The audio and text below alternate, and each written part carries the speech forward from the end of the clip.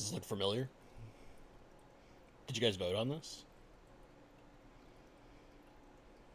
We're going to give folks a little time to get in. I'm going to put the poll up.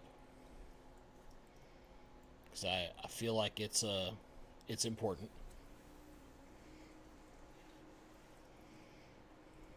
Just in case you guys missed this poll, it's on the community tab. You probably don't need to vote. But hey, maybe you're in the 2%.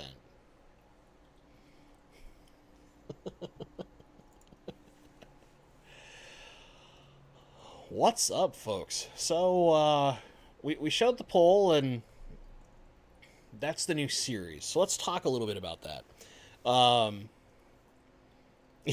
Yeah, close call on that poll. For a while, it took a while for it to get to 2%. I was surprised. I was thinking, it wouldn't be as ludicrously landslided. I was thinking it would be like 95-5. Something like that. Right? Not like 99-1 or 98-2. Which is like, obviously, something like that. I answer a lot of those emails, so obviously there's a lot of interest in something like that. I kind of had a feeling what I really want to do is put the poll up to start gauging how creative some of y'all are, because I think, my inherent ideas for like how I would title that series are boring, and somebody's probably like more creative than me. And I think part of that is just like my brain gets so fried with a lot of the stuff that I do at work that it's hard to be like title cheeky if it's not like something I've been working on for a bit, right? So with that being said, if you guys have any tank problems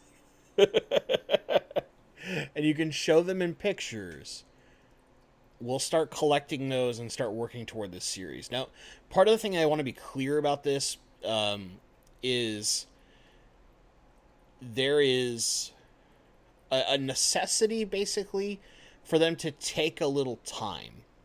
Not quite as long as the testing videos, of course, but usually what I want is I want to work with somebody who's having a problem and diagnose, walk them through the process, give them some detailed steps to walk through. See how at least 2 weeks later their tank is doing after that advice. And if we're seeing some real positive work from there, then we kind of know the game plan.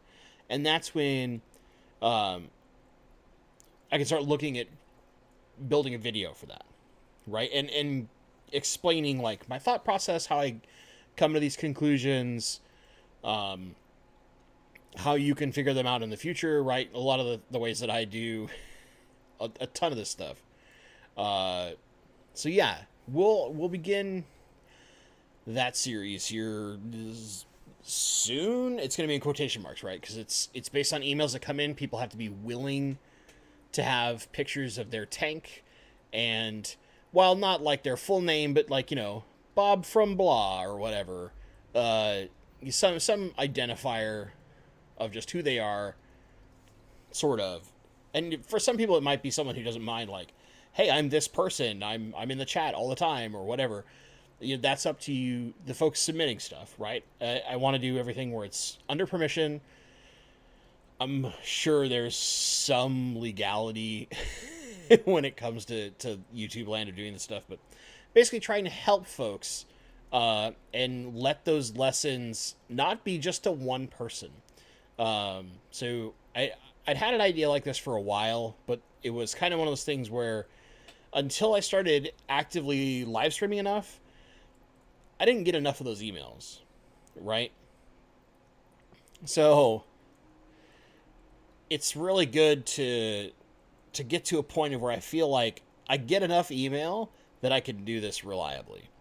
But at the same time, I only I can only get to so much email at some point, right? But we'll see. I'm hoping that you guys enjoy that series once it gets going. I don't think it's going to be one where it's like a weekly thing, but it'll be mixed in with all the other videos, right? So we'll do like some product review, and then you'll have whatever this gets called. So I'll have another poll coming on the community tab where we'll talk about, I guess, like the names I like the most and letting like everybody vote. And by the way, you'll notice I'm probably like looking down this way a lot tonight.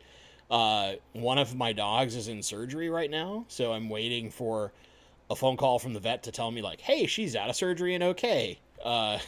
So I might take a phone call in the middle of the live stream, just a warning. And then before I get into the secondary update, just a heads up that the Greater Seattle Aquarium Society, this lovely evening, I'm going to get you guys a link, will be having a meeting that is saltwater oriented. It's our first like saltwater speaker in a really, really long time. And it should be very, very good. It looks like they don't have it scheduled yet. I'm going to shake my fist at the person important there, but it's a well-known guy in the hobby. And yeah, for those questioning my dog, I think I explained this in a previous live stream, but I'll explain it again. So her labia region is recessed and has like excess skin, basically, so it causes things to get potentially trapped and cause things like urinary tract infections, which she's had a couple. And usually when dogs are puppies, they'll see this and they'll grow and things stretch and it becomes not a problem. Well, she's past the point of growing any further and it's still a problem. So I basically have to get plastic surgery for my dog where they're going to remove a little portion of skin and give her a lady lift, if you will, so that they no longer have that problem and she won't have things like urinary tract infections or any other kind of issue that can happen there. And while it is costing a large sum of money, you know, my puppy's barely over a year old, so this is more about her long-term health. And in that case, like, the money doesn't matter, right? She's my little girl. She's a sweetheart. I want to make sure that she has the best life she can have, right? And that's my dog Lulu. For those, I have, like, she's been in a cone for a long time, so we're trying to prevent her from going at herself. It took a while to, like, diagnose the problem, get scheduled. Yeah, and there's going to be lots of bad jokes. Don't get me wrong. Leave them to yourselves. Be good, fish nerds. Be good.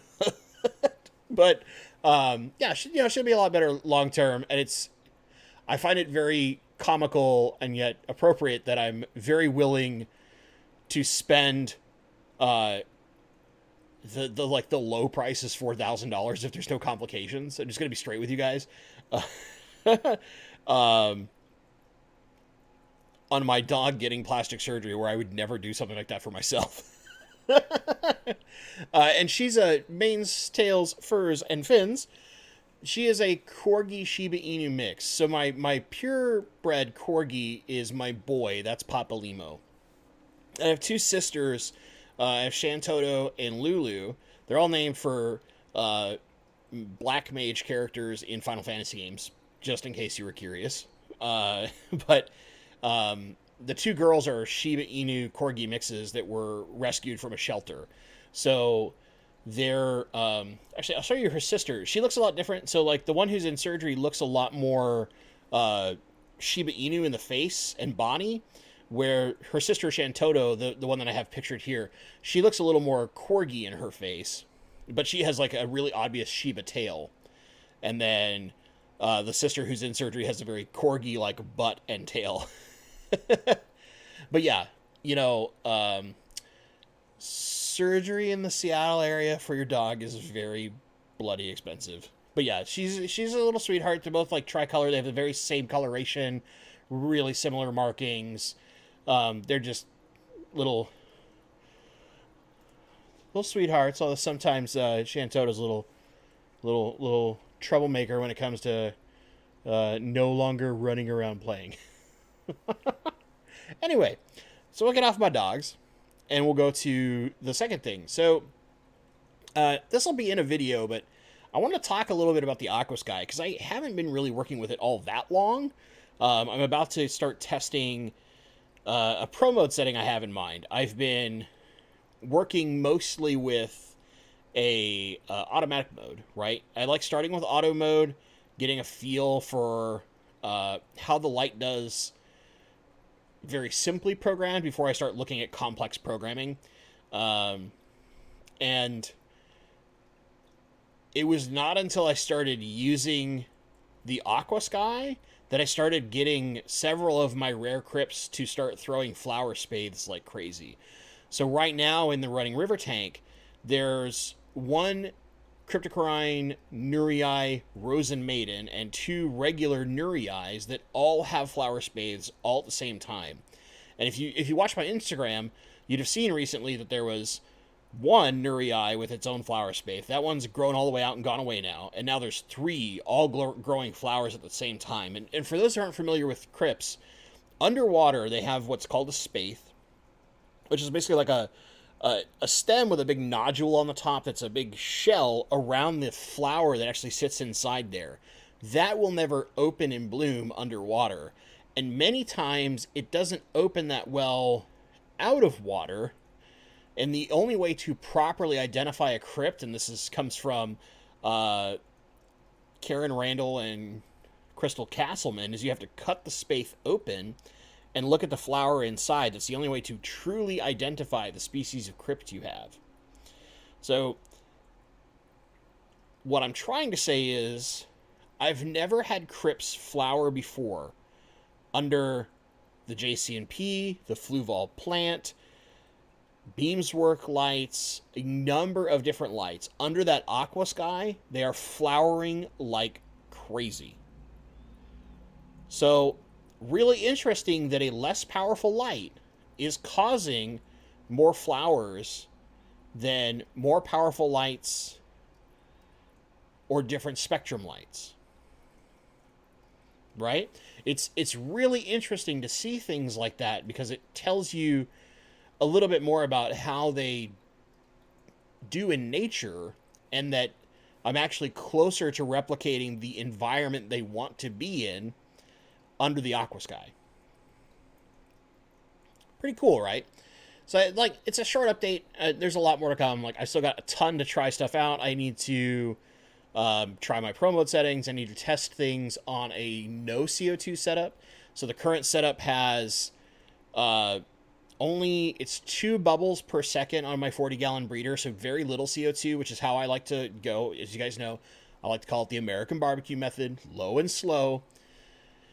But yeah, in general, Alyssa, who's asking, yes, Crips prefer less powerful light. They prefer slightly shaded light. So yeah. If you have less powerful lights, it's actually really good for Crips. And part of it is the spectrum that's coming out of that light too. It's just everything is tuned right now. Now there's one crypt that's not so happy. I have a pink flamingo crypt in there that's like, hey, I want more light, because that one loves having light just dumped all over it. But all the other rare crypts are still laying flat, which when they get good light, that's what they do, and they're flowering, and that's a really nice feeling, man. I'm just going to put that out there. I haven't flowered Crips until now. And I keep in mind, I don't grow Crips immersed. I grow them all submerged. So, it's like a personal point of pride getting them to flower submerged. Now, I could grow them in immersed rig setups and get them to flower like crazy. That's way easier, right? That's way easier. But I like doing all my stuff submerged, and eventually I'll probably have some kind of immersed crazy setup to teach people with when I do my garage, but that's neither here nor there. So, for those that missed it, just in case you're just showing up, we'll jam this back out there.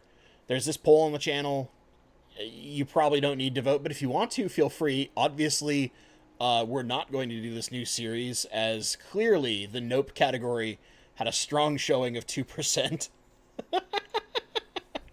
But if you have name ideas, though, go in and comment, because I'm basically going to prune it down to probably the top 5 or 6 ideas and put a new poll up later this week and let people vote on that for like a week while I start collecting emails from folks and trying to find what will become basically the first episode of this new series.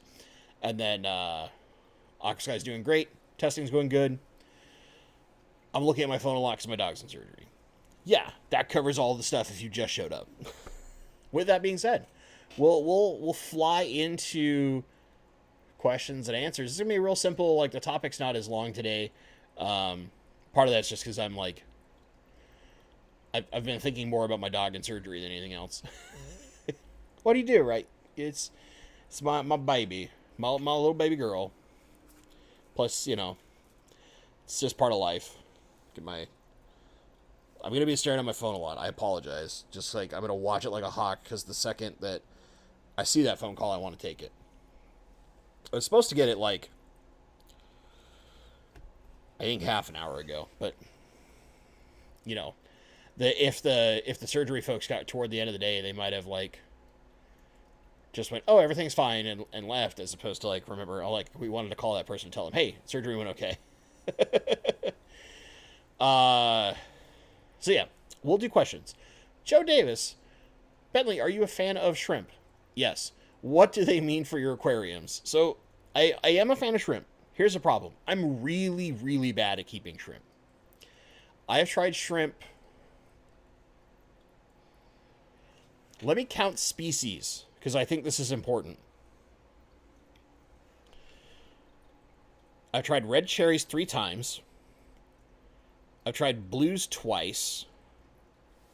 The yellows, Bloody Marys.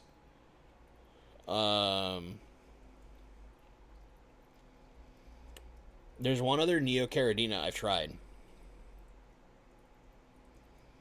Not green jades. Oh no, tangerine tigers. Not they're a Caridina, not Neocaridina. I have sometimes done well, and the only times I've done well is when I basically had an algae bomb in my aquarium. So, yeah. Yeah, and the blues I tried were both Blue Dreams. Like, I gave some to Alyssa, who I think has been doing okay with them. Hopefully, because I'd like to eventually get them back. I think part of it is just, like, the few times I've done dedicated setups, I've not done them well enough. And I'll do it eventually in the future. I think I have, like, a better grip of what I've done wrong after talking to enough, like, good shrimp people. Which is to say, I keep mostly rainbow fish, and rainbow fish will turn shrimp into snacks. So I have to have a dedicated tank. I can't keep them anything else. I've had a mono shrimp too, multiple times, and like, just no matter how big I get them, rainbows eventually pick them apart because rainbows are jerks when it comes to shrimp. Otherwise, they're just dumb, lovable, beautiful fish. But I think it comes down to I really wanted to keep shrimp with, like, the eggs of my fish. And I think what I want to do is keep them in with my pleco breeding setups, because I don't keep really, like, predatory plecos, right? I keep mostly bristlenose species for now. Eventually I'll keep some other stuff, but they're all, like, wood eaters or some kind of algae eater. So I think I want to do it with them because there's lots of, like, excess stuff around all the time with plecos. And I've had lots of people, Steven in chat even mentioning that they do well when there's lots of junk all over the place for them to feed on. What I really want to try, honestly, is at this point, now that I've had some yellows, I just love the way yellows look. I've tried yellows twice. So, and I'm just terrible at them. But yeah, I want to get better at those things. But yeah. I'm bad at shrimp. I like them a lot. I just think it's a matter of the big dream, like in my garage. One of the things that I want to do, which I'm working on something. I want to do a, like, giant plant farm tank. So literally a tank that's just dedicated for me to farm plants and work on the new plants I want to do instead of having them in some kind of tank I want to keep pretty, right? And in there is where I plan to keep shrimp. And basically no fish except for maybe some auto singlets. Although I might look at, there's a species of Gara that I just got a couple of to try out in my guppy mansion called spotted Gara. They stay only like 2.5 to 3 inches and are peaceful, so they don't get as big as all the other Gara species do, so they're less likely to like feed on other things like shrimps or baby guppies and things like that. And I've seen a few of them out, and they're just super cool looking. They're not like amazing. I think the panda Gara is probably a better looking fish, but they're still a cool looking fish. But yeah, I'm bad at shrimp. That's really all it comes down to. That's all it comes down to. I gotta, like, Candy's been so busy, she hasn't been showing up. I'm gonna have to, like, do some stuff. Like this. Mr. Singh, you've been around for a while, and I've seen you moderate in other channels. Welcome to the blue team. Alright, so yeah, let's rock some other questions. Because, there's people being way better YouTubers than I am in chat. John Kim, my red rainbow fish seems to be shrinking as they're starting to lose their oval shape and getting smaller. Have you ever heard or experienced this? So usually that tends to be some kind of, whether it's an illness or a parasite that's taking away the extra nutrition that the fish needs, and they're slowly starving. So really, really, really pay attention to especially near their anal opening. If they stand still, look for like little worms coming out. Any kind of sign like that that tells you a parasite's going. I would look at something like levamisole potentially. There are probably some far better people to get medication advice from. I'm not perfect on that, but I think somebody like Greg Sage is really good to ask because he just really knows his stuff. There are other people who are far better at diagnosing diseases than I am. There's actually a guy in my club who's like the disease guru, but he's like a fisheries biologist and like has been doing this forever. But yeah, usually what you're having is some kind of problem where they're not getting food and they're slowly starving themselves, and they're kind of effectively eating up part of their body to survive. Twin Cities Guppies. Kang Lee, what's up, buddy? So, in case you've never seen it, Kang, my where I keep my blue Hawaiian Moscows, which is like the sole species of guppy I keep right now, is a 140-gallon acrylic with 2 big canisters instead of a sump. So it's basically about 150 gallons of water. And it's just hundreds of one species of guppy. That's my guppy mansion. I love that tank. And the best part is when I go in my garage, they're going to get upgraded. They're going to get an even bigger tank. And an even better tank than that tank. Because I'm an insane person. And I think guppies in 20s and 40s is not enough. 100-gallon minimum. Although seriously, whenever I can do my garage, I will have probably 3 or 4 40 breeders specifically to select breed the blues more efficiently. But yeah, Chubby Guppy's got his Hawaiian blues outside in 125 this summer. That's what I like to hear. That's what I like to hear. And then we got Danikin Aquatics up in here. Like, the Secret History just did a great 2-part tour of parts of their fish house. Because there's so many. But if you haven't seen it, you should. Because I think it's really awesome. This is like how my week has gone. It's kind of all over the place. But yeah. Bottom Dweller Aquatics. Best plant light for a 40 breeder, $80 or less. Contradictory statement. No, seriously. So I would argue at that price point, probably the JCMP. I've had a lot of people speak very, very highly of the Higer lights. I just personally haven't tested them yet. And I have a lot of stuff kind of in my backlog that I need to work on, and I only have so many tanks that I test lights on. Hold on, guys. The vet. Let me take this call. This is Bentley.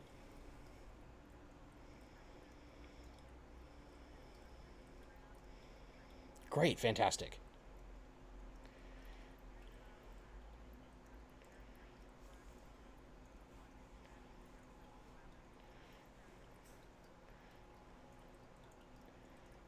Not a problem.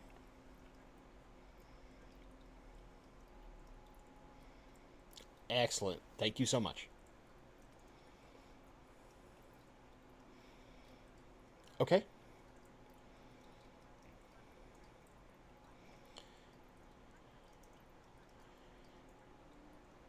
Okay.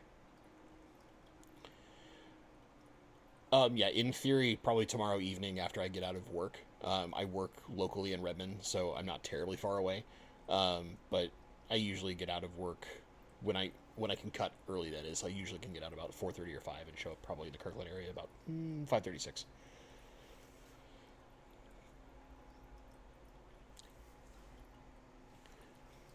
All right, perfect. Thank you so much. Bye. There we go. End the call. Good news. My pupper is A-okay. She's up. She's moving around. She's a little medicated, but she's doing A-okay. All right. All right. Now that we got past that, we'll get back to lighting question. So I haven't tested the Hydro light yet. And like I said, there's a big kind of stack of stuff I need to go through, and I only get so much time because, like, for the most part, I test things for 3 months or more. And that basically means that, like, the tanks I like to test on, because I like using basically the same tank over and over again for lighting tests, because it gives me a good comparison, right? It's good to know that, like, this light had this benefit on this tank, where this light had this benefit, this light had this problem, etc., etc., etc. So, I basically get kind of hampered by that in that I only have so many places to test on, and I test for a long period of time because I feel like testing for a week is not enough. Testing for even a month is not enough. You really need to spend some time and find out the most you can. My lady is happy to find out that her pupper is doing well. She's in chat. But, yeah, I really like that JCMP light. I won't lie. I would rather use a Wi-Fi timer than the built-in timer so that I can really control the timing of the light instead of having 6, 10, or 12 hours. But I really like that JCMP light. I've heard the Hydro lights are really good. Those are probably the two best budget-friendly lights right now. We'll see how that changes. Like, the Aquasky is slightly more expensive, but honestly, like, man, I'm so impressed with that. So impressed with that light so far, just because it's done something that no other light has done for me, and maybe that's just because the other lights are more powerful, and these are lights that like to be a little, or plants rather that are doing the best, like to be a little more shaded, so they like less powerful lights. But yeah, good stuff so far. Those would be your best bets. If you want to upgrade a little bit, I would look at like potentially the Aquasky. But if you want a more powerful light, maybe you're doing a reasonable amount of CO2, JCMP probably your best bet. Snail Team 6 is recommending the Night Crew. I would never recommend the Night Crew personally. And let me explain why. It's a great budget light if you want just budget.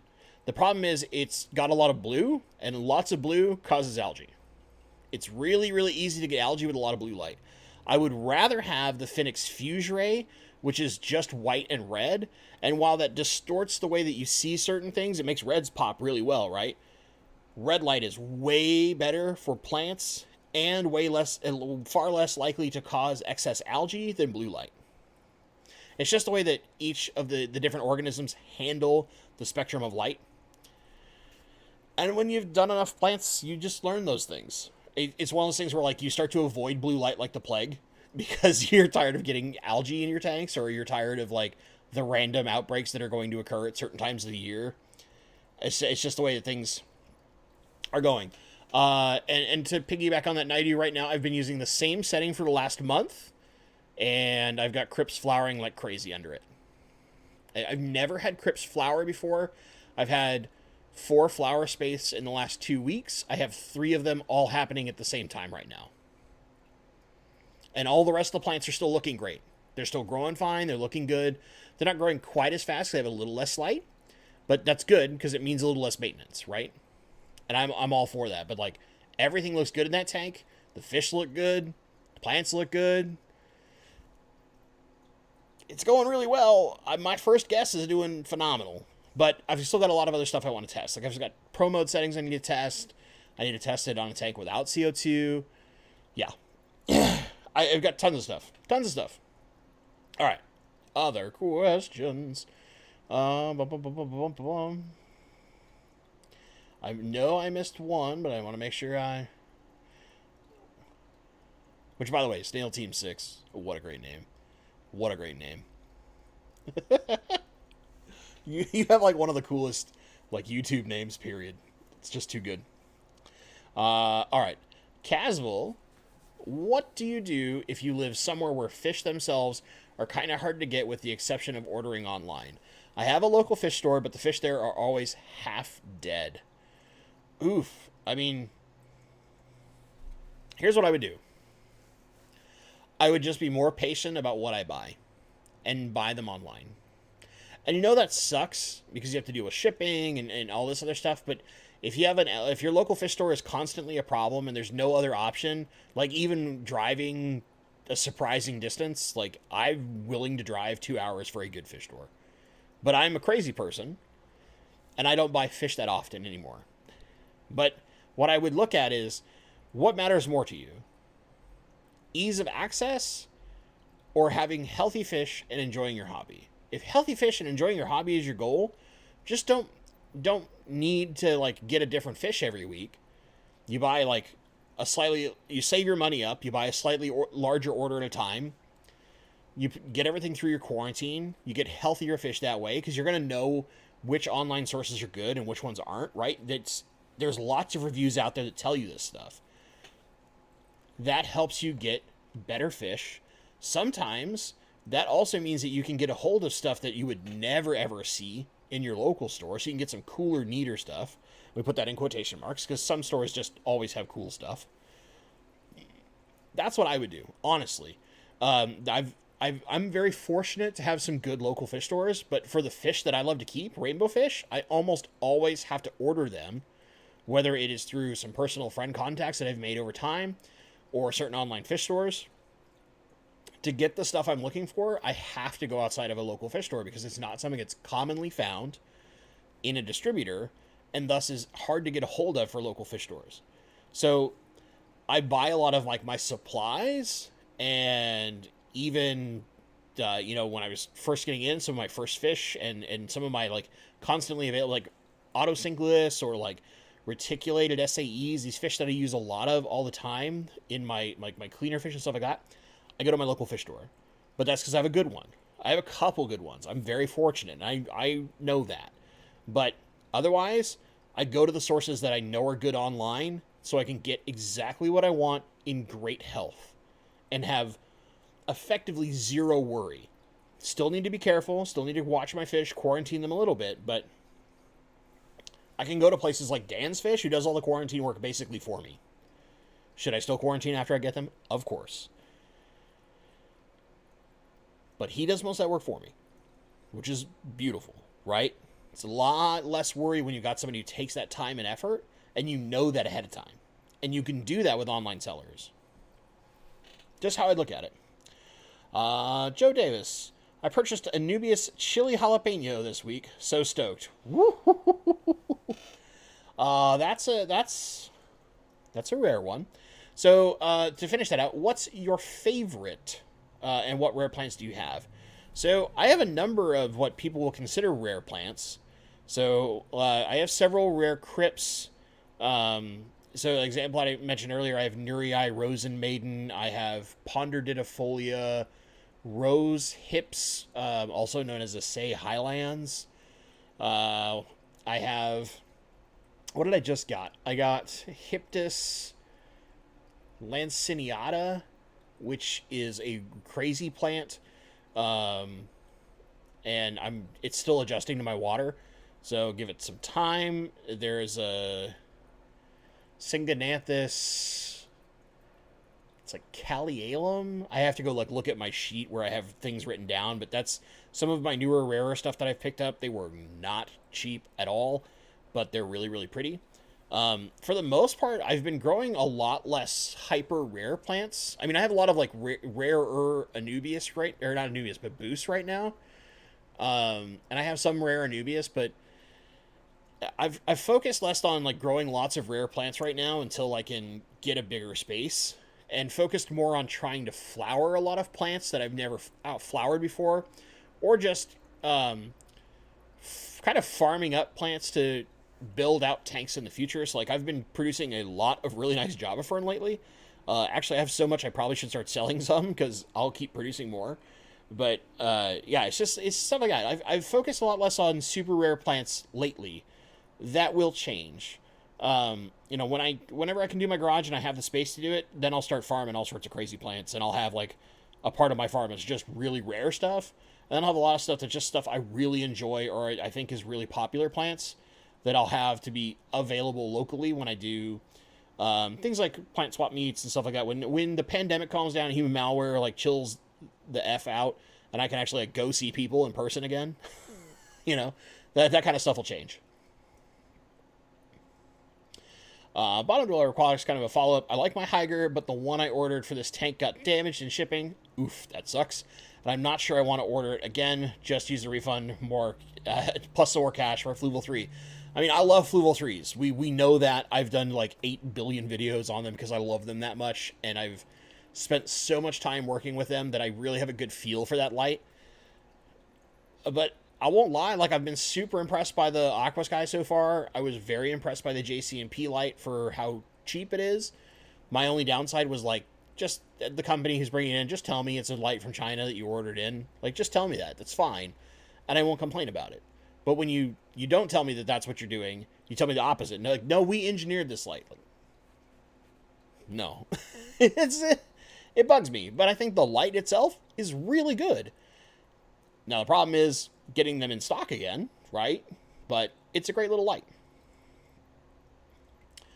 Master Photographer, how and when do you introduce new bloodlines to your blue Hawaiian Moscow guppies? Thus far, I have not. Period. When will I do this? So the big problem is it's very hard to find something that won't mess with the line's coloration. An example would be there's a few people who have the same fish that was lightly altered by other people. So they bred like a little bit of purple Moscow into them to deepen the color some. So it's an even darker blue than mine. But you start losing the little hints of green in the tail that are part of what makes it the blue Hawaiian. Now, that's not necessarily a bad thing, right? If you do your work hard enough, and I'm not a super IFGA guppy nerd, so I'm not like Kang Lee. I don't know how to do this right. That's part of the problem. But I think most of it is my line so far has been so good that it's so infrequently do I get a color cull or some kind of issue in the fish itself. Like, I'm still at basically about 1%. 1 in about 100 fish is a fish that's not healthy and or has the wrong color. When you're at that kind of purity, you don't need to introduce anything. Now, once it starts falling like below 90%, then I start looking at, okay, now I need to color select the very best I have and probably bring in females from some other blue Moscow or some other gene that gives me good coloration that's very similar to add some robustness to that line. But as of right now, the line's very robust, and I don't need to. That's really where I sit. If I start seeing like 5, 10 color culls at a time, instead of like I look at a tank of hundreds of guppies and I see like 1, 2. I'm like, okay, I need to fish those guys out and move them over to the other tank where they're going to just live their lives out. And I've had some people ask me specifically for my color culls because they get kind of wild looking. And if you guys have watched my Instagram, you've seen one that lives with the running river, rainbow fish. And he's got all this beautiful blue in his tail, not as much blue in the front of his body. He's got this big red streak and a bunch of red in his dorsal fin.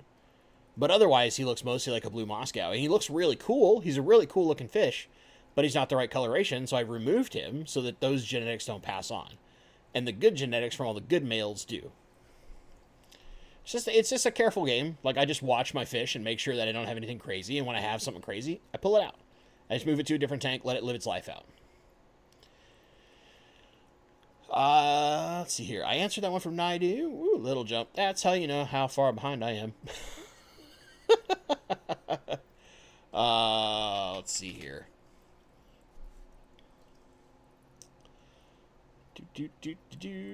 There we go. I've caught myself back up. Raphael, thanks for making the personal story videos. Really appreciate your candor. Yeah, I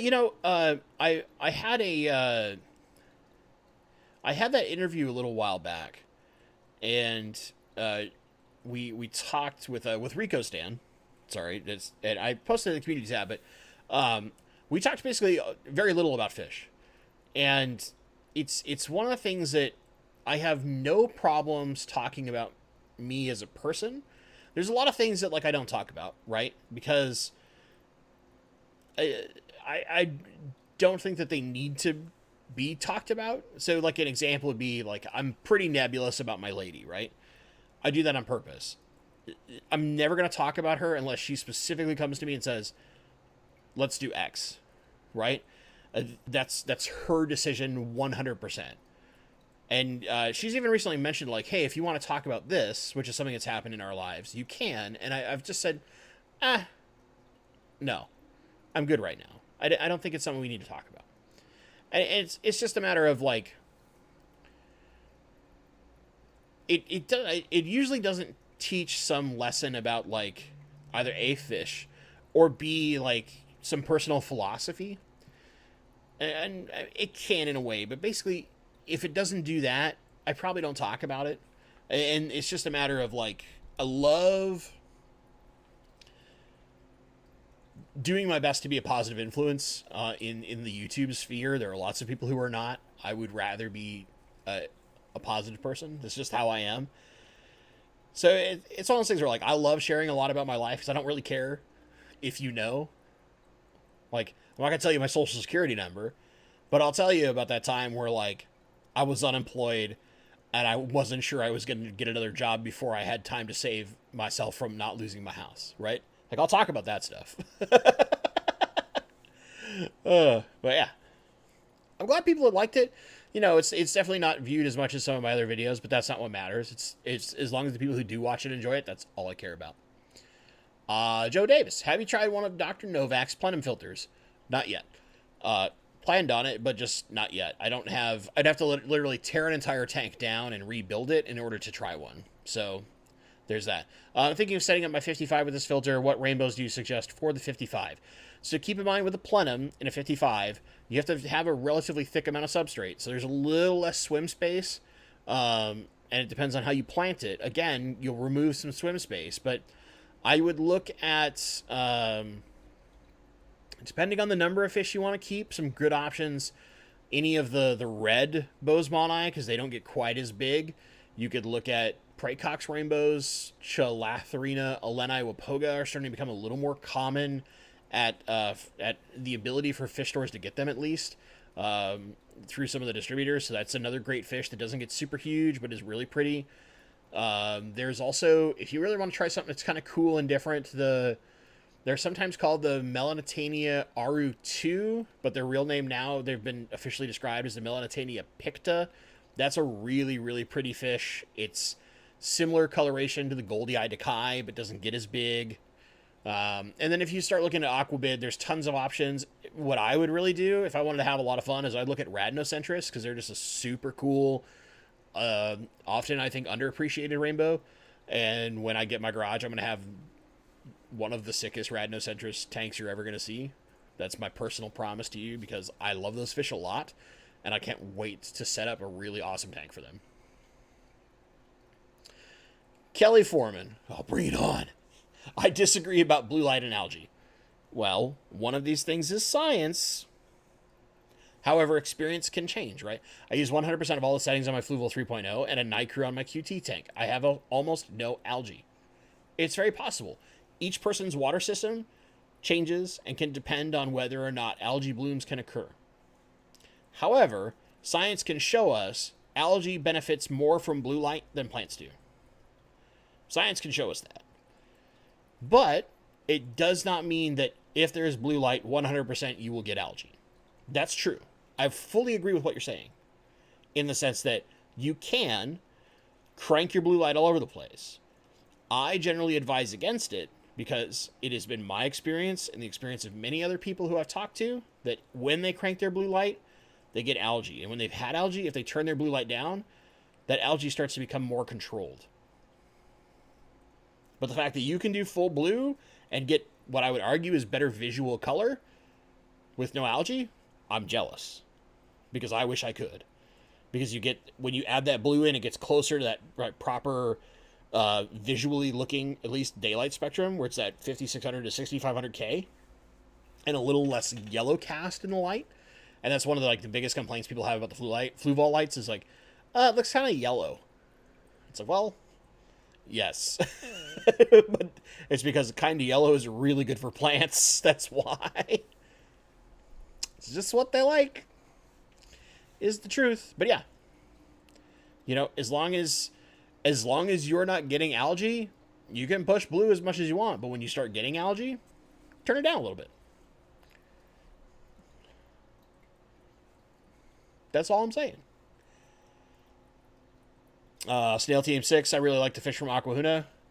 Yeah, you know, Corey in the co-op uses them. They like them a lot. I haven't had anything I've wanted to order from Aquahuna.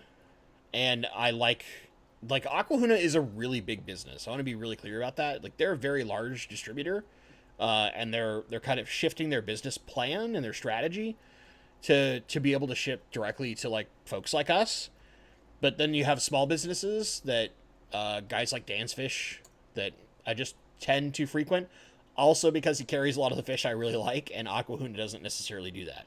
Like, Aquahuna has a lot of great shrimp and a lot of other stuff, but then, you know, I can tell you like 7 other shrimp people I'd probably go to personally because, again, they're small businesses. I don't love supporting small business.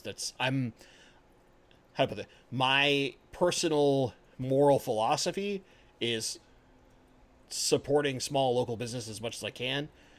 Aquahuna is doing just fine. But there are several things that they carry that are very good. And their shipping is great. Their pricing's pretty good. I think they're a fine business. I just personally, for the stuff that I like to keep, I find that in other places. That's all it really comes down to. Other places carry what I really want, which is basically just rainbow fish. Because I'm a rainbow psycho. I love those things so much. Mike Stambod, did you see that Aquarium Plants Factory has Crinum natans for $9.99 a plant? Wow. That's a pretty good price, and they're okay company. I've only had like one problem with that company before, and it was just that like one of the tissue cultures I had came in like already had mold in the liquid that they use, so they basically just had to throw it out. But other than that, like, I've had good experience. I've ordered from like I think 3 times now, and in general my experience has been pretty good with them. Look at all these. All sorts of stuff in here. Alright. Naidu. If I have 2 Aquasky on a Fluval Flex, do you suggest cutting current settings into half? So, not necessarily. I mean, assuming that you're not getting a ton of algae already, I would look at more like 75%. And then, only if I start seeing problems do I cut down to like half. Because we don't want to cut too low, right away. Or the opposite side of that is you cut down to like 40% and you slowly dial it up and see how your tank handles that. And then you'll find naturally where it's like, this is too much. This is just right. Like the Goldilocks setting, right? You'll find too little, too much, just right. And usually I tend to find that easier from dialing slowly up as opposed to dialing back. Because usually if you put too much light right away, you run into a problem. Now you got to fight the problem off before you can actually figure out where the right equilibrium is in your settings. Two options to look at there. Forsaketh. Bentley, which type of cryptocrine would you recommend that stays relatively small? I know about Parva. I'm debating which cryptocrine to add to my 10-gallon Shamel Aquascape? I'm not sure what that means. But anyway, I would look at, personally, Crypt Lucens. That's my favorite of the smaller crypts. It's bigger than Parva, but it grows a lot faster than Parva. It still stays relatively small if you have a decent amount of light. You don't need a ton. Like, medium light is more than enough. And even low light in certain setups, like a 10-gallon where you're kind of shallow, you don't need a ton of light.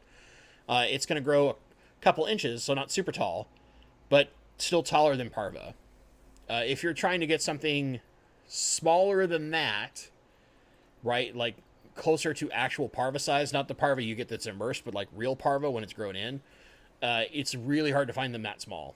There's not a lot of crypts that stay super small.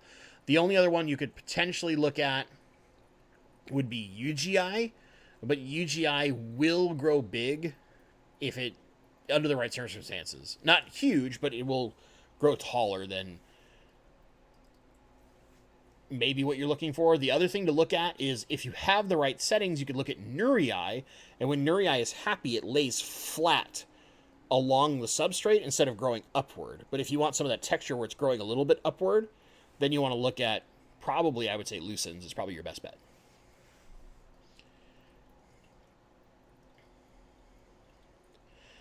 Stephen P., is it possible that the Chinese factory straight up stole the JCMP spec? Really, really, really unlikely.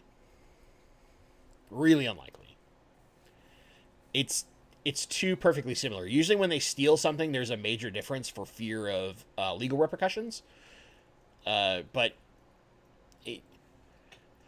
I don't know JCMP well enough to know how large a company they are, but in general, they're not something like Fluval, where they're so big that they can easily engineer something and send it to a place, and then you get like the rip-off version of Fluval that's not good, right? So yeah, it seems more like what usually happens in proprietary products in most companies. So like I used to work in the wood flooring industry, and when we got our flooring brands, we gave specs to a Chinese company that was just basically like, here's how thick we want it to be, here's this, here's that, we want this many colors, show us your patterns. And then they show us our patterns, and we pick the patterns we want. And then we would give them the graphics for the packaging, and they would manufacture it to the general specs we gave them, slap our packaging on it, and it would be called, Jim Bob's Floor, right? Specifically, actually, the place I used to work at, the brand was called West Hollow, which I always thought was the dumbest name, but I'm not in merchandising anymore, so maybe that's why. But generally, all of the full specs are actually done by the company that manufactures it, and your specs are like, hey, I want it to be RGB, I want it to be, relatively powerful and bright, so probably this much wattage, and I want it to have this light spectrum. And then they tinker with it, they design it, they send you a prototype, you look at it, you say yes or no, or you make some suggestions. It goes back, they tinker some more. Like, that's what most of this process really is. And then when it's done, you slap your name on it. Or, in the case of what's probably going on here, it's already being manufactured by a company. They will make a contract with a company in a different country that says, you're the only person that's selling this light in this country or in this region. You get to brand name it there, but then somebody else in Europe brand names it something else, and it's the exact same light, and they just put a little label on it for you and send out the same item to everybody. Pretty much guaranteed that's what's happening with JCMP. And it's not a bad thing. The light itself is good. They found a great product to sell. They just aren't straightforward about it, which sucks. Medcow74M, can you simply explain a plenum filter quickly. A plenum filter is like an underground filter. However, there's some small adjustments, namely in that the water flow is very slow in order to produce an anoxic environment. Anoxic environment is extremely low oxygen, but not no oxygen. No oxygen environments are anaerobic. In an anoxic environment, you create a type of bacteria that feeds on nitrogen and iron in order to create nitrite. This gives you a natural nitrate consumption. So this is called a natural denitrification process. So what it's doing is it's consuming the oxygen off of nitrate to turn it into nitrite. It takes a lot of nitrate to produce a little bit of nitrite. And then your aerobic bacteria in like your standard filter takes care of the ammonia and nitrite and creates nitrate. And because this combo consumes more nitrate than it produces nitrite, and this consumes more nitrite than it produces nitrate, you should have none of those potentially harmful chemicals in your tank. That's the brief explanation. Fishy Mailman. Whoa, what are you doing on me, YouTube? I had one of those moments that I bought something just because I wanted to try it. 25% off, though. The Top Fin CF100 canister. Good flow, terrible hoses and connections, and blue tubing. So, I started trying a product recently, and I'm not going to talk about it for a while. I'm still working on that thing. It's a canister filter. This is the easiest to prime canister filter I've ever worked with. I love FX6s, and this thing is kind of expensive. But I will say this. After like 2 days, it's not been very long, I'm vaguely impressed, but I still have a lot of time to mess with it and see how it handles being used, abused, running for more than a few days, right? It's certainly better than the Sun. It's certainly better. But man, yeah. Oh man, we have jumped. Fishaholic. Bentley, have you used Etsy for plant purchases? I personally have not. Corvus Oskin did a bunch of that. Some of them went well, some of them went really bad. But most of it's been, I've been able to get stuff from the sources I normally use. But eventually I'll probably try stuff. Trying to buy some floating plants for goldfish tank. Any recommendation that they won't munch on? Try looking for, it's like Hygorsia aristrata. It's also, the common name is Asian watergrass. I think they're a lot less likely to chew on that than they are some of the other floaters.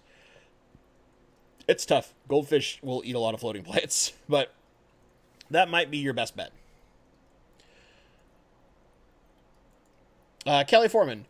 Chlorophyll A is primarily activated by blue light. It's one of the 2 most abundant chlorophylls in vascular plants. I don't understand why people say it causes algae. Okay. Yes, it is activated by blue light. There's a bunch of studies. I actually highly suggest. It's, I think, Michigan State University that's been doing this. They have a really great horticulture program where they've done a ton of scientific work looking at different spectrums of light and how they affect plants and their growth.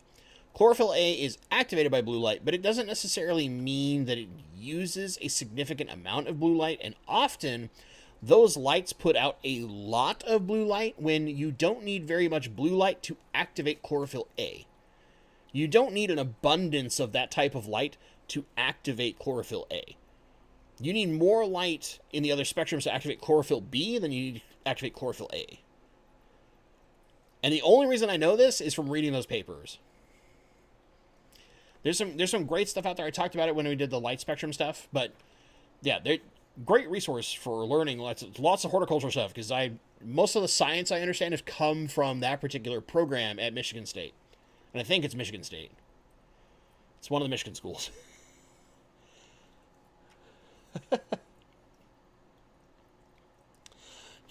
Stop fighting me, Kelly. Your water is good. It's okay. You can use blue. It's okay. I just suggest against it because my experience, algae. Just because plants use it doesn't mean that algae doesn't too. Think about that part. This is not mutually exclusive. It's mutually inclusive. It's inclusive. It is not exclusive. Joe Davis, any new minor league baseball caps out of the collection? I just happen to be wearing my Hillsboro Hops hat tonight, but I have a Isotopes hat downstairs. I have a Durham Bulls hat downstairs, which looks a lot like an old, like, 70s era Broncos hat. And I had somebody mistake it for a Broncos hat, and I responded accordingly as a Seahawks fan would. But my lady's brother actually picked up a couple of minor league baseball hats that are really cool, and there's like 2 on my list. Basically, my goal is like I'm gonna get like 1 or 2 hats a month for a little while. This month probably not, because we're spending a bunch of money on our puppy and her surgery. But you know, it's kind of like my little treat to myself is like my way to do some fashion as a hat. There's a couple I'm looking at. My girlfriend got me a hat that I'm gonna wear probably next stream. It probably wouldn't look good with this shirt, but my girlfriend got me a hat that I think is really cool.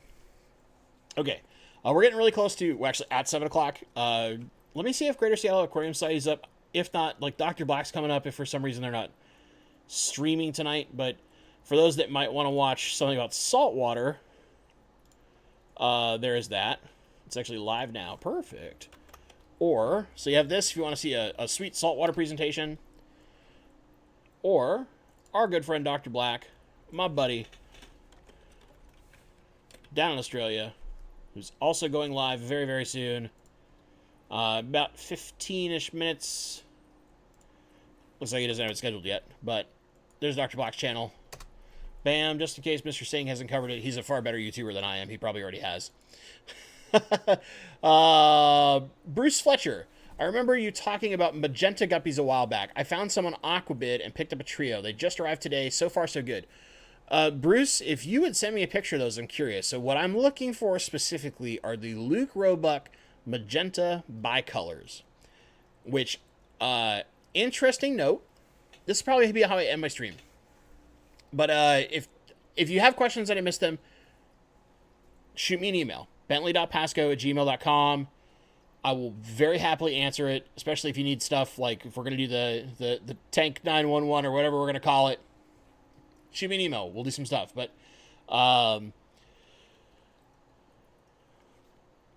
where was I? Brain. Oh, yeah. So I recently got an email from Luke Roebuck's nephew. He was previously not a guppy breeder, but he's trying to pick up a bunch of his uncle's old lines and basically keep them again in honor of Luke Roebuck, his uncle.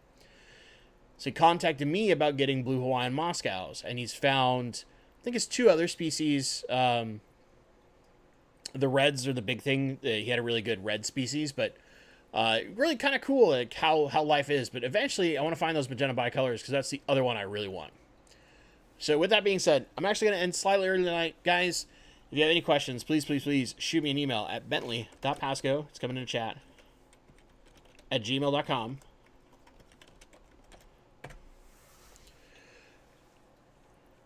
I will happily answer. Right now, it's taking me about 3 to 4 days to get back to folks, but just be aware, major emergencies, probably not the best person to go to. Something that can wait a little bit. I'll do my best to help you. Twin City Guppies, Kang, that's a tough one to find. Tell me, brother, I've been looking for the last 4 years. I've been looking for that fish for 4 years. Haven't found diddly. I do have some friends with some really interesting magenta fish, but not the specific ones I'm looking for, which is a nightmare. And then other people mentioning Michigan State horticulture, fantastic. FERT formulas for soft water. Hey, man, they're great. With that being said, guys, thank you so much for watching. I hope you all have a fantastic evening. You got 2 options for further streaming coming. You got some saltwater stuff with the Greater Seattle Aquarium Society's talk this week, or Dr. Black, my good buddy down in Australia. Go hang out. have a beverage with the man. As always, thank you so much for watching, and stay awesome.